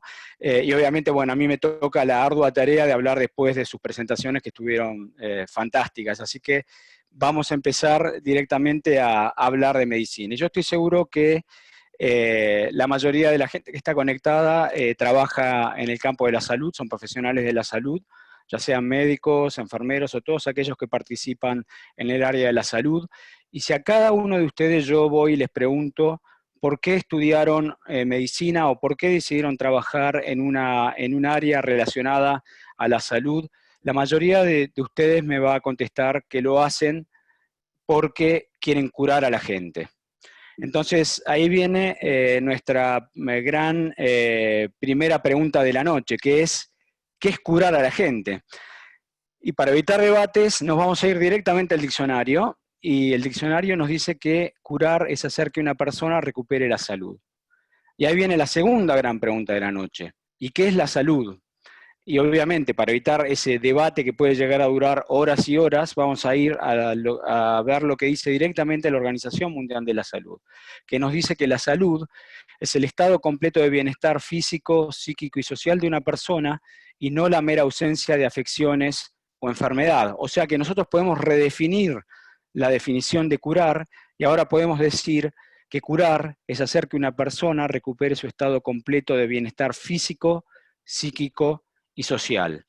Es decir, que curar implica todo, implica una molécula de ADN que está dentro del núcleo de una célula, que con otras células forman un tejido, que con otros tejidos conforman un órgano, que se encuentra adentro de un sistema biológico que se llama cuerpo humano, que tiene una mente, y ese cuerpo humano más la mente forman una persona que tiene una familia y viven en un grupo social determinado, en una ciudad y en una realidad geográfica determinada adentro de este mundo. Y nos vamos a quedar en este mundo, ¿no? Yo no me voy a meter a discutir de la sabiduría innata que tienen las abuelas, por ejemplo, de poder predecir si una mujer está embarazada con solo ver la luna, si está llena, si es cuarto menguante y todas estas cosas que son sabiduría que tienen solamente las abuelas. Yo simplemente digo que entonces para curar a alguien tenemos que tener y tomar en cuenta todas estas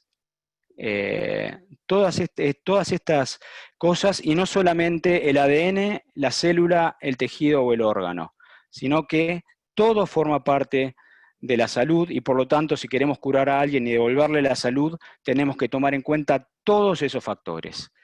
Y eso nos lleva a los principios básicos de la medicina, esos que nos enseñaba Hipócrates, y que yo creo que tendríamos que empezar a retomar y a recuperar, porque muchas veces...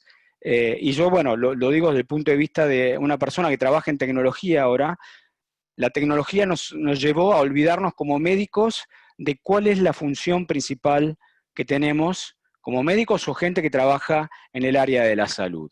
Entonces, yo voy a hacer un breve resumen de las enseñanzas que nos dio Hipócrates. Hipócrates, piensen que en el 500 a.C., dijo primero que toda enfermedad tiene una causa natural.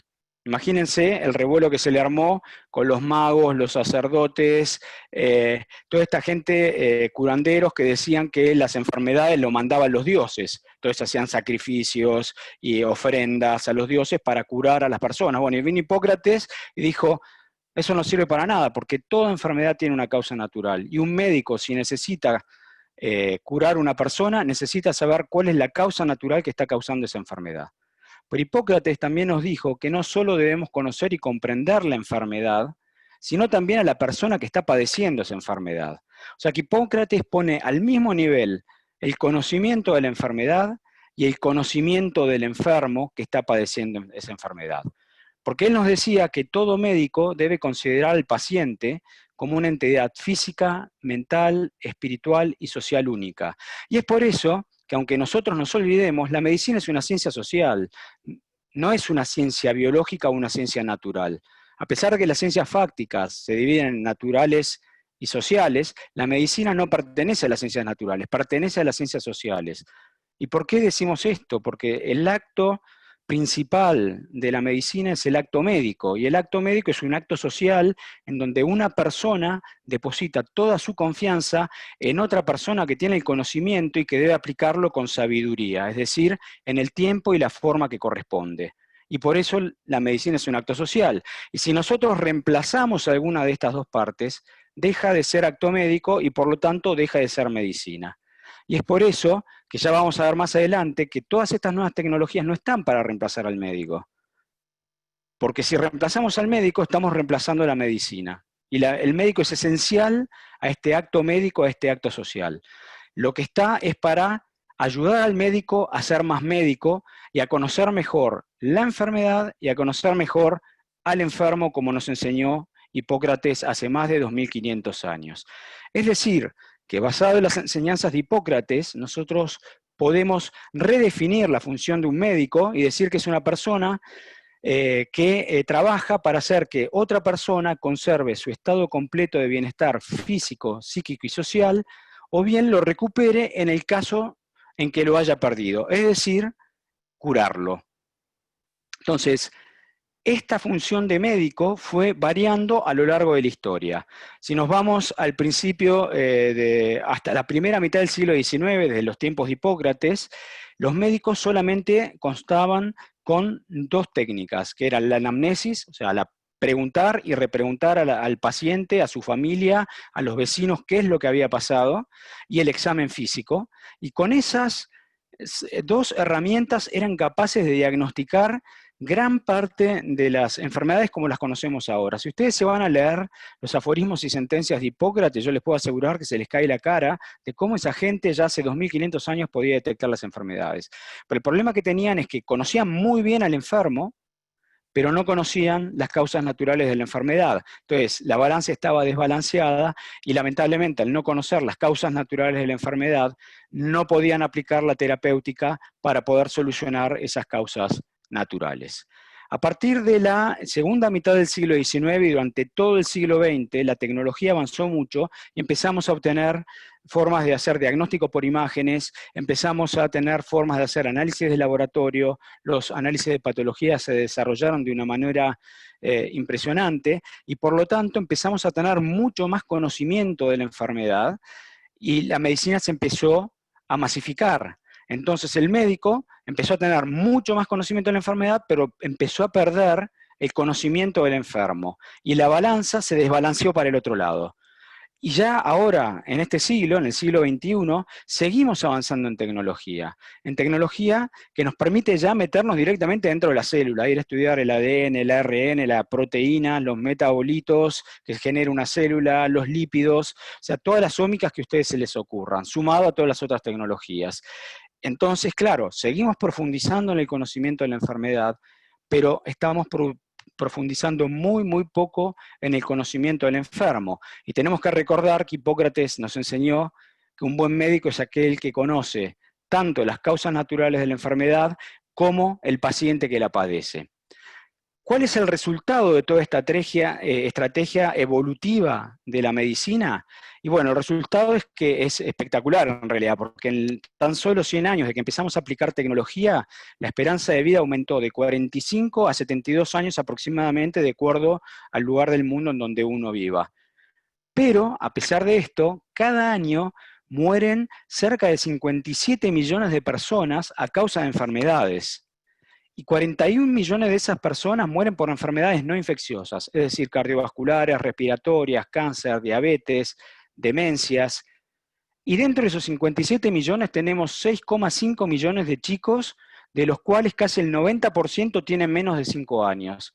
Por lo tanto, tenemos que hacer algo para poder ayudar a esas 57 millones de personas que se nos están escapando de este sistema de medicina actual que tenemos, que conoce muy bien a las causas de las enfermedades y empieza a desconocer al enfermo que la padece. Entonces, ¿cómo hacemos para recuperar esa medicina de Hipócrates, ayudada por esta tecnología, y cómo hacemos entonces para tener una medicina más sabia? Porque en el fondo es eso lo que necesitamos, que el médico sea más sabio, que sepa aplicar en la forma y el tiempo correspondiente lo que tiene que aplicarle al paciente para poder restablecerle su salud, es decir, su completo estado de bienestar físico, psíquico y social, con el objetivo de lograr un nivel de salud aceptable para todas las personas del mundo a través de un mejor y más completo uso de los recursos, como lo definió la Organización Mundial de la Salud.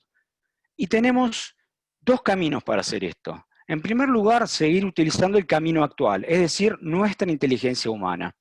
Nuestra inteligencia humana, que es la capacidad de resolver problemas o de crear productos que tienen un valor dentro de uno o más entornos culturales, y que usa una metodología, mecanismos que están muy bien determinados y que por el momento son inigualables, que son la utilización de nuestros 5 biosensores, o sea, nuestros sentidos, lo que hacían los médicos de antes, utilizar la anamnesis y el examen físico, y a través de nuestros sentidos nosotros incorporamos información que va a ser transformada en información eléctrica que a través de los nervios va a viajar hasta nuestro procesador, que es nuestra mente, en donde están alojados los mejores algoritmos que se puedan haber desarrollado en este mundo, porque tienen cientos de miles de años de evolución y no hay nada artificial que por el momento tenga la capacidad que tiene nuestro cerebro de poner en contexto la información que está recibiendo a cada nanosegundo. Eso, por ahora y por el momento, es irreemplazable también. Y con estos algoritmos, la información que llega a través de nuestros biosensores se va a clasificar en patrones, y una vez que la tengo clasificada, esa información, lo que voy a hacer es poder predecir qué es lo que le va a pasar a cada categoría. Porque en el fondo, nuestra mente lo que hace es clasificar y predecir permanentemente. Y en medicina lo llamamos diagnosticar y pronosticar. El otro punto importante en cuanto a la inteligencia humana es que ya está archidemostrado, aunque muchas veces no lo queremos entender, es que la inteligencia colectiva, es decir, un grupo de personas, siempre es más inteligente que cualquier individuo, por más que ese individuo sea Einstein. ¿Por qué? Porque ese grupo de personas está combinando todos los diferentes tipos de inteligencia que tenemos como individuos aislados. Esta es la primera estrategia. La segunda estrategia es a la inteligencia humana agregarle inteligencia artificial, que no es más ni menos que máquinas que actúan en forma que parecen inteligentes y que siguen y utilizan los mismos mecanismos que usamos nosotros a través de nuestra inteligencia humana. Es decir, van a recibir datos, esta vez no a través de nuestros 5 biosensores, sino a través de sensores que pueden estar localizados en wearables, que pueden estar, como mostró bien Rafael, localizados en Google Glass, que pueden estar localizados en bases de datos bien estructuradas, con toda la información ordenada como corresponde. Bueno, toda esa información es recibida por sensores que van a transformar, igual que en nuestro organismo, esa información en otra información que es capaz de entender un algoritmo, es decir, en líneas de ceros y unos, es decir, en información binaria. Entonces, neuronas artificiales van a recibir estas ristras de ceros y unos y las van a mandar a los procesadores, esta vez procesadores artificiales, donde tenemos nuestros frameworks algorítmicos que van a recibir esta información, la van a procesar y van a hacer lo mismo que hace nuestro cerebro. En primer lugar, ir a buscar patrones de información para poder clasificar y detectar categorías, guardarlas en la memoria y después poder predecir qué es lo que le va a pasar a cada categoría. Entonces, la inteligencia artificial imita, entre comillas, porque nuestro cerebro por ahora es inimitable, lo que hace el procedimiento y los mecanismos que utiliza nuestro cerebro para hacer esas dos grandes funciones de clasificar y predecir. Y al igual que la inteligencia humana, otra vez, esta nueva inteligencia colectiva, que es la unión de la inteligencia humana más la inteligencia artificial, siempre es más inteligente y va a ser más inteligente que cualquier grupo de individuos humanos actuando aisladamente o de computadoras actuando aisladamente. Porque el objetivo de esta nueva inteligencia colectiva no es reemplazar a nadie, porque como dijimos antes, los expertos y los médicos tienen algoritmos que son irreemplazables y que todavía no tienen un correlato artificial. Y por otra parte, la medicina está basada en esa relación social que por ahora ninguna máquina puede reemplazar. La inteligencia artificial está acá para hacer que las personas o las computadoras hagan juntas, hagan cosas que las personas o las computadoras no puedan hacer solas. Y a las pruebas me remito. Vamos a poner un ejemplo que es muy claro. Si yo les muestro esta pantalla, que tienen 10.000 letras, que se repiten, son 4, A, T, G, C, que es las letras del código genético. Esta es una secuencia de 10.000 bases de un exón de un determinado gen de una persona. Si yo le pido a ustedes que se la aprendan de memoria y les doy 15 segundos para hacerlo, obviamente ustedes me van a decir que yo estoy loco. Y es verdad, estoy loco si pretendo que ustedes en 15 segundos se aprendan de memoria estas 10.000 letras. Ahora, si yo hago un código y esa información de estas letras la transformo en ceros y unos, como hicimos en el laboratorio, en la empresa, voy a tener esta representación que no es más que 10.000 ceros y unos atrás de otros. Y la computadora sí se la puede aprender de memoria, y se la va a aprender de memoria en un segundo.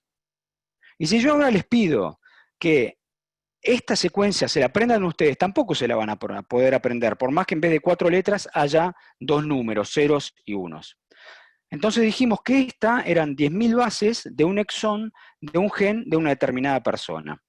Y esta es el mismo exón, las mismas 10.000 bases, en el mismo gen en otra persona. Entonces lo que yo les voy a pedir ahora es que ustedes me digan y me señalen y me manden por chat cuál es la letra que cambia entre esta secuencia, y aunque ustedes no lo crean, yo estoy moviendo el dedo, estoy apoyando y cambiando la pantalla, y esta secuencia. Obviamente no lo pueden detectar. Y si yo les doy 3 horas, a lo mejor tampoco lo van a poder detectar. Y si los 150 que estamos conectados nos dividimos en grupos y decimos, ustedes, los 10 primeros analizan las 3 primeras líneas, los otros 10 analizan las 2 siguientes líneas. Bueno, a lo mejor sí detectamos el cambio, pero nos va a llevar 2 o 3 horas para hacerlo. Mientras que nosotros hacemos un código, primero que transforma las letras en números y después compara los números entre sí. Y lo que sí les puedo mostrar ahora es que en menos de un segundo el algoritmo detectó que el cambio estaba en esta letra. O sea que había una mutación entre el primer paciente y el segundo paciente. Y esto nuestro cerebro no lo puede hacer. Por más que querramos y que nos sintamos, no lo vamos a poder hacer, no porque seamos tontos, porque nuestro cerebro está acostumbrado a manejar información que le viene a través de sus 5 biosensores. Si le ponemos información diferente, no la va a saber procesar o utilizar, o le va a costar muchísimo tiempo. ¿Para qué desgastar nuestro cerebro con estas cosas cuando podemos desarrollar códigos que en menos de un segundo son capaces de encontrar las diferencias? Y que el día de mañana, o el día de hoy, nos pueden permitir tomar un genoma de un paciente, que les recuerdo son 3.600 millones de letras, no 10.000, hacer una representación digital en menos de 15 segundos, y si yo tengo una base de datos de todas esas representaciones digitales, ir a compararla con la base de datos y que me diga ese paciente en particular a qué pacientes se parecen de esa base de datos. Y después ir a estudiar qué les pasó a esos pacientes a los cuales este paciente nuevo se parece. O sea que el algoritmo me puede ser a mí el paciente el cual yo estoy representando digitalmente su genoma, pertenece con una probabilidad del 96% al clúster número 4, que es alérgico a la aspirina o responde mejor a tal quimioterapia y no a la otra. Y ese es el tipo de cosas con las cuales nosotros estamos trabajando en la empresa, para poder predecir respuesta a tratamiento, predecir tiempos de recaída de la enfermedad, sobre todo en oncología, ¿no? Estoy hablando, predecir sobrevidas. Pero esto que se puede aplicar a la genética también se puede aplicar a otras herramientas. Y va muy en línea con lo que decían Rafael y Augusto. Nosotros trabajamos en el desarrollo de herramientas asistenciales, de asistencia a los médicos no especialistas que se encuentran en zonas remotas. Por ejemplo, tenemos un algoritmo que es capaz de, el médico, introducir la radiografía de tórax, el algoritmo es capaz de detectar los pulmones en la radiografía de tórax, detectar las regiones que él tiene asociadas, porque las tiene aprendidas, relacionadas a signos radiológicos con COVID, marcarlos y hacer una superposición con la radiografía de tórax. Entonces el médico recibe la radiografía de tórax original, lo que ve el algoritmo, lo que ve la radiografía de tórax más el algoritmo, y con la probabilidad de que estos signos, que están cuanto más amarillo, más marcado y más relacionado está con la enfermedad, en este caso nos dice que es de un 97%. Y nosotros le enseñamos estas características a este algoritmo con 3 tipos diferentes de radiografía de tórax, que son normales, bacterianas o virales comunes y COVID. Y el algoritmo es capaz de diferenciarme esas 3 categorías. Obviamente, esto que tenemos para COVID lo tenemos hecho ya para tuberculosis, lo tenemos hecho ya para detectar neumotórax. Todos sabemos que cuando vos estás solo en una guardia, en un hospital de bajos recursos, en donde no hay un radiólogo a quien preguntarle, y vos sos el médico de guardia, y nos ha pasado a todos, y te viene el paciente con la radiografía, porque en el hospital solamente hay un aparato de rayo con el técnico radiólogo que hace la placa y te la manda, y vos tenés que decidir, a lo mejor vos no sos experto, vos trabajás, no sé, en dermatología, y estás actuando como clínico y te viene una placa de tórax, y bueno, las cosas evidentes las ve todo el mundo, pero hay neumotórax que son muy complicados de ver, o hay neumonías que son muy complicadas de ver, o atelectasias. Entonces, este tipo de sistemas están dedicados para ayudar al médico a marcarle las zonas donde tiene que ver para que él confirme realmente si lo que le está prediciendo el algoritmo está de acuerdo o no y tomar su propia decisión. Estos algoritmos se pueden integrar tanto en una plataforma de teleradiología. Nosotros estamos actualmente colaborando con la Fundación Telmed y la plataforma de teleradiología que tienen ellos, insertando el algoritmo, cosa que el teleradiólogo se le facilite el trabajo y el algoritmo o bien le priorice las imágenes para que se les categorice y le diga, mira, esto es urgente, mira, esta primero antes que la otra, y aparte ya marcándole la zona, el teleradiólogo puede ir mucho más rápido a ver realmente si él está de acuerdo con la primera presunción de pronóstico que está haciendo el algoritmo. Lo mismo que se puede hacer desde una API o una plataforma de teleradiología, lo podemos hacer directamente desde un celular. Nosotros ya estamos desarrollando aplicaciones móviles en donde, por ejemplo, en el área de teleradiología, el médico clínico de nuevo que está en su consultorio, alejado de un centro con dermatología, porque dermatólogos, no sé cómo será la situación ahora en Sudamérica, pero por lo menos acá en Europa escasean, y los médicos clínicos muchas veces están en pueblos en donde no hay acceso a dermatología, y tienen que decidir, y jamás en su vida vieron un dermatofibroma, o vieron muy pocas veces un melanoma. Y un melanoma que viene una lesión ya crecida, sangrante, que yo eso es fácil, pero hay veces que es muy difícil diferenciar un lunar normal de un melanoma. Entonces, esta aplicación lo que hace es, el médico clínico se la baja en su teléfono, le saca una foto con su teléfono a la lesión con la cual tiene dudas, la lesión sube a nuestro cloud y en menos de un segundo recibe la información.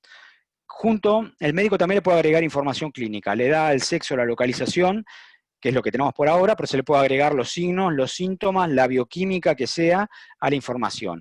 Y lo que va a recibir es la probabilidad diagnóstica de que esa imagen más la información clínica que subió al cloud sea 9 categorías de lesiones pigmentadas. En este caso decía que es ser un nevomelanocítico con un 93% de probabilidad. Entonces el médico, en vez de mandar religiosamente todo el mundo ha derivado al dermatólogo, que a lo mejor está a 300 kilómetros, y le implica a la persona levantarse a las 3 de la mañana, tomar un colectivo, un tren, para ir a ver al dermatólogo, al hospital, y que el dermatólogo lo vea 3 minutos y le diga, venís a molestarme por un lunar.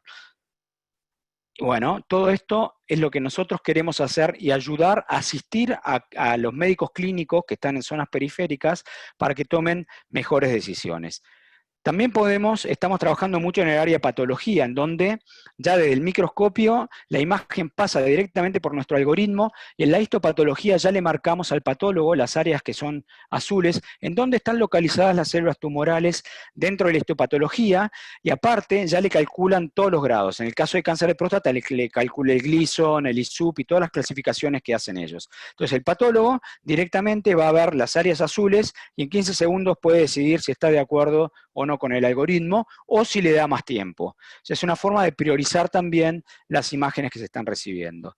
Y el otro gran área en el cual nosotros también estamos trabajando muchísimo, y que es uno de nuestros fuertes, es la generación de representación virtual de pacientes. Es decir, yo tomo todos los datos reales de un paciente de la historia clínica, que la historia clínica es la película de lo que le está pasando al paciente desde que tiene esa historia clínica, somos capaces de digitalizarla, porque nosotros ya tenemos la experiencia de digitalizar desde los datos genéticos hasta los datos bioquímicos, los signos, los síntomas, las imágenes de oftalmología, de piel, de radiología, y todo eso agregarlo y generar una representación virtual de ese paciente.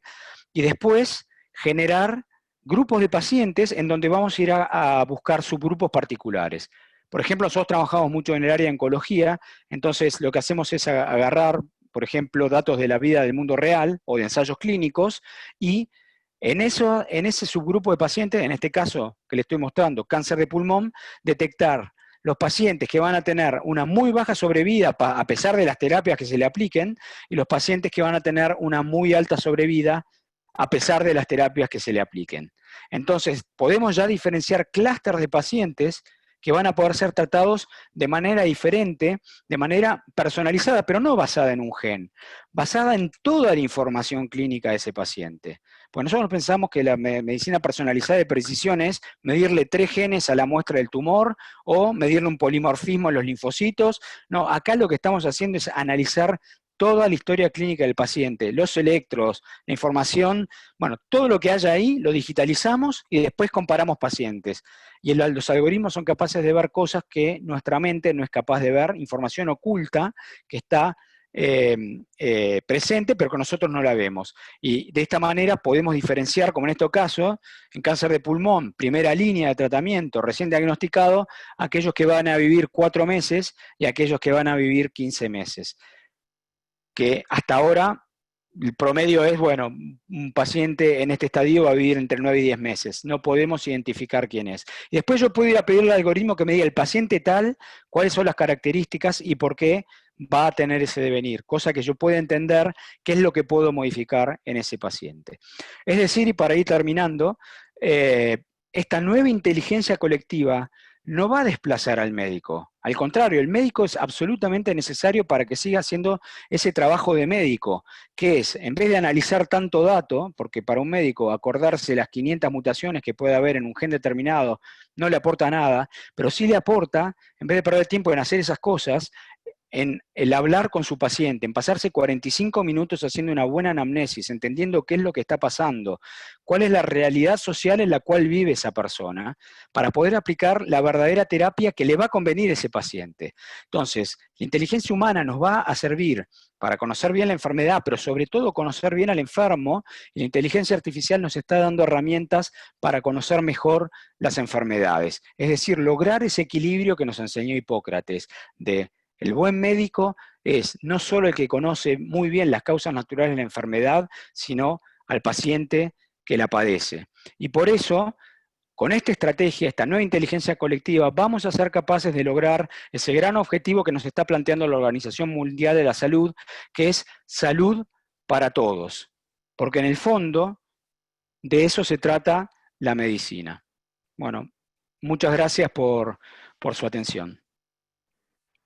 Bueno, gracias Carlos, muy linda la exposición, muy clara, la verdad que es un tema apasionante el tema de la inteligencia artificial y lo que nos depara en tiempo presente y futuro, así que la verdad que, bueno, quiero agradecer a todos por haber participado. Hay 2 o 3 preguntas en línea general, hay una en particular hay 2 para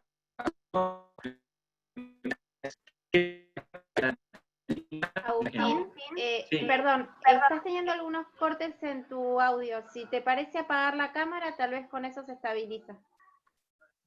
Hola, ¿ahora me escucha mejor? Sí. Sí, se escucha mejor. Bien, bueno, muchas gracias. Quería comentar que bueno, hay algunas preguntas, vamos a pasar con una en particular que dice, ¿qué hay del marco legal en particular? Pero bueno, estaría bueno hablar un pantallazo en toda la región. No sé si Augusto o Rafael quieran contestar.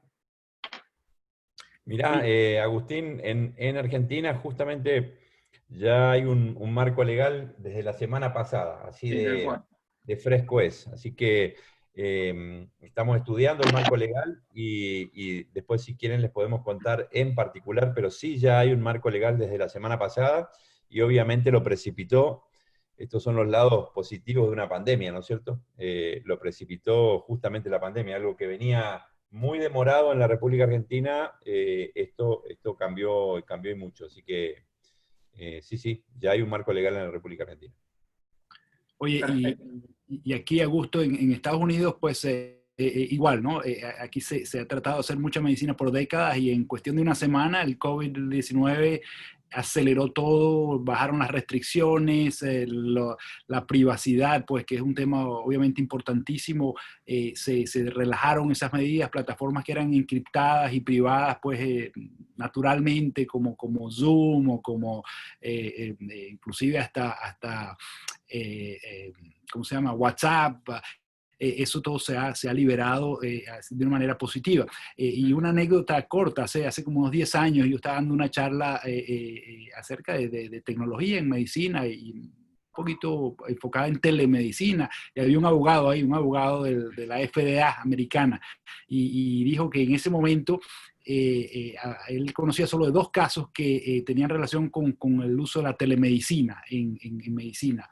Y básicamente los 2 casos eran porque no se había utilizado telemedicina cuando se ha debido utilizar. Entonces, claro, esto hace mucho tiempo y es un poco anecdótico, pero es así, es una herramienta más para tener una mejor interacción entre médico y paciente. Y así como a veces no usas una herramienta cuando debes usarla, pues puede que haya negligencia en ese sentido. Y es lo mismo con la telemedicina. Me parece que ese tema es bien importante. El marco legal es importantísimo porque todo el mundo tiene que estar en el mismo plano. El paciente, el médico, el empleador del médico, el sistema de salud regional, el sistema estatal, el sistema de regulación, el Estado, Big Brother, Big Sister, todo el mundo tiene que estar en la misma onda, como dicen.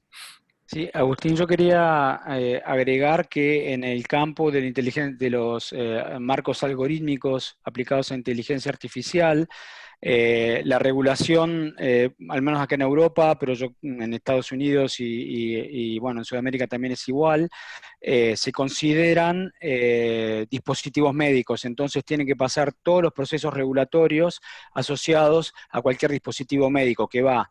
La diferencia, la marca es el dispositivo médico está orientado a hacer diagnóstico automático, en donde ahí sí ya tenés que hacer una regulación muy específica con estudios clínicos que demuestren la fiabilidad de ese diagnóstico automático, o si no, se consideran herramientas asistenciales, en donde, bueno, también tenés que pasar por el proceso regulatorio, pero ahí ya no te exigen un estudio clínico hecho y derecho como si fuera el estudio clínico de otro medical device o de un fármaco, sino que con demostrar evidencias de la vida real en un estudio, por ejemplo, con un solo brazo, sin comparar con nada, y vos demostrar que el algoritmo está funcionando, bueno, ahí ya tenés una regulación positiva como asistente del médico, no como diagnóstico automático. Buenísimo. Muy buena aclaración. Acá hay otra pregunta que creo que va a estar lindo para poder debatirla un poco. Dice, Juan Francisco, consulta, ¿en cuánto tiempo se espera el switch de implementación total de estos procesos y tecnologías en la práctica diaria? No sé si alguien quiere... Nosotros lo hacemos hace mucho tiempo y acá también quiero hacerle una acotación a esa pregunta. Y mientras que lo hablo, lo miro a Carlos y a Rafael. Lo miro a Rafael que está en Maine. Y a veces nosotros aquí en Sudamérica damos vuelta porque decimos que es complicado, que no se puede hacer, que no lo vamos a hacer. Miramos siempre al primer mundo y decimos, mirá qué bien cómo lo hacen allá y nosotros acá nada. Y me sigue pasando esto como presidente de la Risada a veces cuando hablamos con algunos colegas de Argentina, de Ecuador, de Colombia. Y a mí siempre me gusta decir, la cuestión es tomar la decisión y empezar. ¿Y empezar con qué? Con nada. ¿Con qué tenés? ¿Qué tenés? Esa computadora vieja, ese cable LAN con ese internet medio irregular y esa camarita que no tiene buen pixelaje. Bueno, con eso empezar.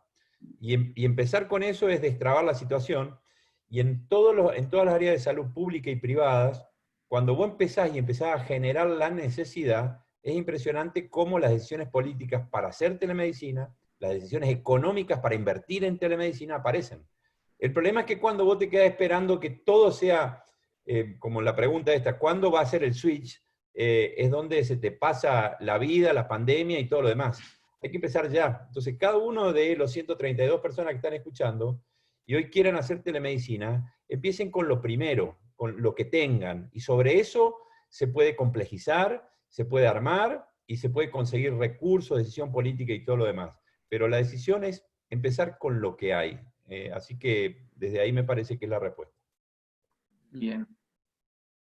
Rafael, Carlos, ¿quieren comentar algo? No, suscribo lo que dijo Augusto, lo firmo.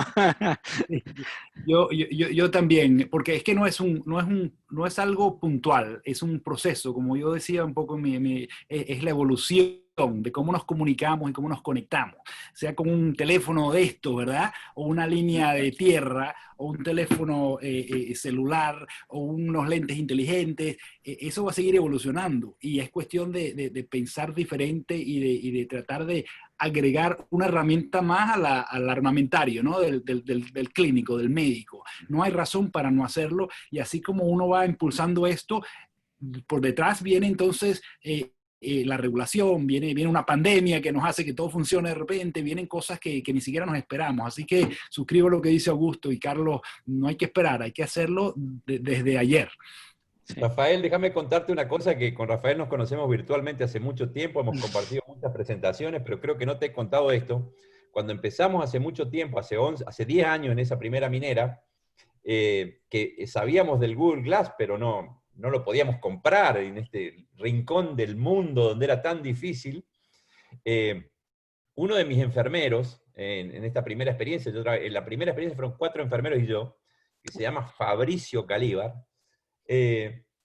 con él diagramamos un Google Glass y lo bautizamos con, así como suena, Google y Glass, con una sola S, ¿sí? Para no tener problemas de... Y fíjate lo que hicimos, en un casco minero, que tiene un esqueleto donde va la cabeza y después va el casco, lo desarmamos, y en el esqueleto le pusimos una cámara web, le conseguimos un prolongador del puerto USB, porque yo necesitaba que él me revise el paciente con las 2 manos y yo le vea el abdomen. Entonces inventamos eso, y nos reímos entre nosotros y le pusimos entre nosotros Google Glass. Un poco esto es lo que quería decir, cómo nosotros sabíamos lo que vos estabas haciendo en forma pionera en Maine, pero no teníamos el instrumento. Entonces nos inventamos uno bien sudaca, y con mucho gusto, mucho orgullo, nos sirvió. Por supuesto que no cumplía ni la enésima parte de todas las funciones que vos tenías, pero por lo menos podía él tener las 2 manos libres para revisar un abdomen y yo verlo. Así que eso es lo que quiero colocar en cada uno de los 127 personas que nos están escuchando. Oye, los Che Glass, los voy a llamar los Che Glass. Perfecto. Bueno, agradezco a todos los participantes que se quedaron hasta ahora. Agradezco tanto a Rafael, a Augusto y a Carlos por haber compartido conmigo esta charla webinar, el futuro de la medicina en Latinoamérica. Así que bueno, cualquier cosa, acá se encuentran las redes sociales de cada uno, nos pueden encontrar tanto en LinkedIn como en Twitter, Instagram o Facebook. Así que bueno, muchísimas gracias a todos, nos estamos volviendo a ver dentro de poco. Hasta luego. Gracias. Bueno, hasta luego, gracias. Un capo, Carlos, un capo, muy bueno lo de tu presentación. Bueno, gracias. Maravillosa. Gracias por todo. Gracias a ustedes también. Un abrazo, muchas gracias. Hasta luego.